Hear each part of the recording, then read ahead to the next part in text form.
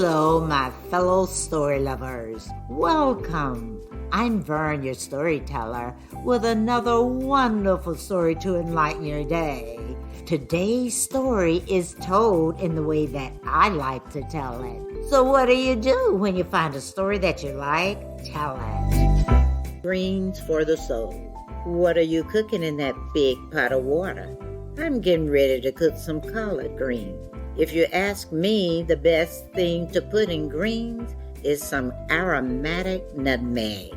One day, I had a taste for some collard greens, so I went to the garden and collected a bunch of good-looking greens. After I put a pot of water on the stove, I heard a knock at the door. It was my sister. Looking at the pot on the stove, she asked, "What you cooking?" "I'm getting ready to cook some greens," I told her. "You're gonna put some fat back in there, right?" "Fat back? You mean streakoline?" I asked. "Yes, everybody knows that you cook greens with fat back, or streakoline as you call it. You like that hard, greasy fat from the back of the pig?" "Yeah," she quipped. "There's no lean meat in it, but it gives them a good flavor," she responded. I thought about it and decided to try it. The pot began to boil and gurgle. Then my cousin walked in the door returning from the store with a bag underneath her arm. "What's boiling in the pot?" she asked. "Just some water and fat back. I'm getting ready to cook some collard greens." "Oh, I have the best thing to put in your greens right here in this bag. Look here." She whipped out a tray of something from her bag and said, "Now this here will make your greens so flavorful and tender." I looked and responded, "Ham hocks? Oh, you want the very bottom of the pig leg bone in there." "Yeah, like I said, it will make them flavorful and tender. Your greens will have a deep, smoky, meaty, and salty taste." I gave her the side eye and said, "Okay." So I dumped them into the pot. Then my niece came into the kitchen. "Auntie, don't forget to add some okra to those greens, won't you?" "Okra," I responded. "Everybody got a recipe. Okra will make them slimy."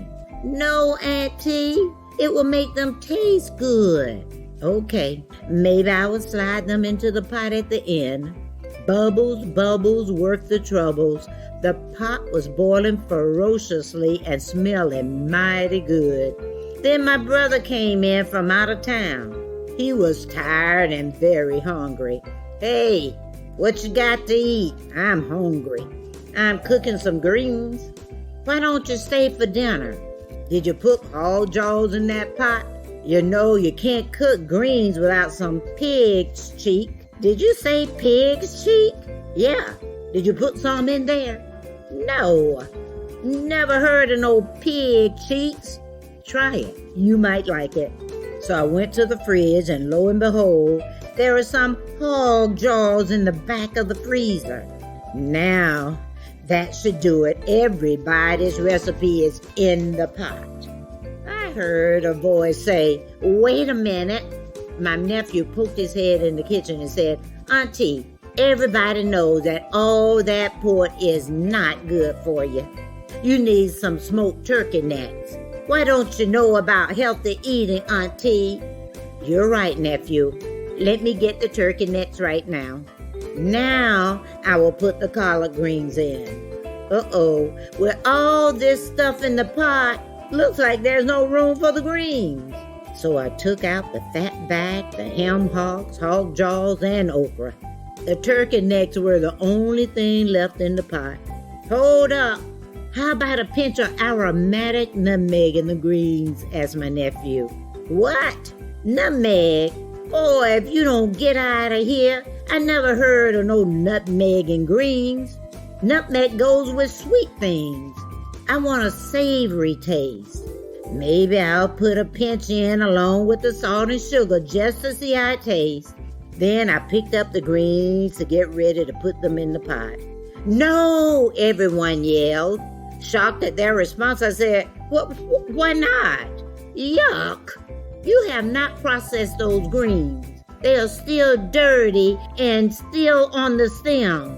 They were all looking at me with sour faces.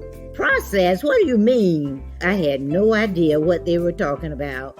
They went on to explain that I needed to pick, clean, and cut the leaves from the stalks. My sister said, "Girl, don't you remember how Mama used to prepare the greens before she cooked them?" No, I was not around looking at Mama cook greens. I was only there to eat them. There's a whole ritual to the process. First, Mama walked around to the back of the house and collected a mess, that's what they call them, or a bunch of greens from the garden. Let me tell you about my mama's garden. Mama grew pink grapefruits, apples, turpentine, and Hagen mangoes, and a lemon tree. She had sugar cane, tomatoes, string beans, peppers, okra, and of course collard greens. My stepfather tended the garden every day with the utmost care. Early in the morning, he inspected and toiled in the garden, and after the afternoon showers bring May flowers, the sun came out giving the collards and everything else in the garden what they needed. My stepfather had a special talent and a secret fertilizer.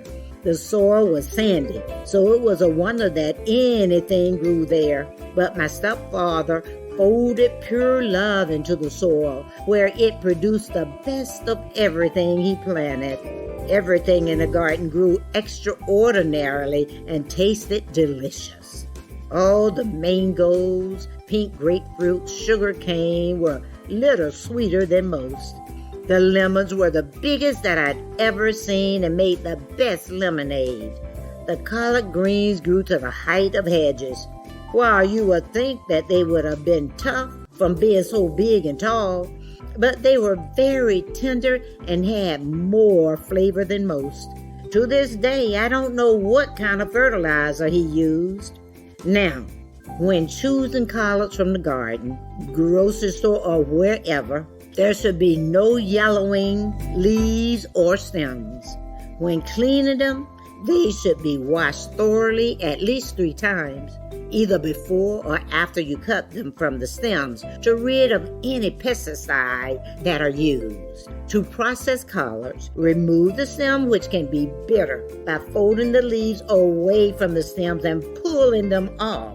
Place the leaves layered in piles on top of each other, about 4 to 5 layers. Then roll them up tightly, like a cigar, and cut across as thin as you like to make ribbons. Once they have been washed, you are ready to put them into the flavorful boiling water. You can also freeze any extra collards up to 6 months in a freezer bag or wrapped in aluminum foil. Moving on with the recipes, there is a wide variety of recipes that have been passed down from generation to generation. Collard greens is a fibrous, traditionally southern food that is said to be from Africa. Some believe collards should be simmered and cooked down for hours in water. Some people believe that they can be braised in a skillet. You can boil them with ham hocks, fatback, bacon, hog jaws, turkey, or eat them in a salad.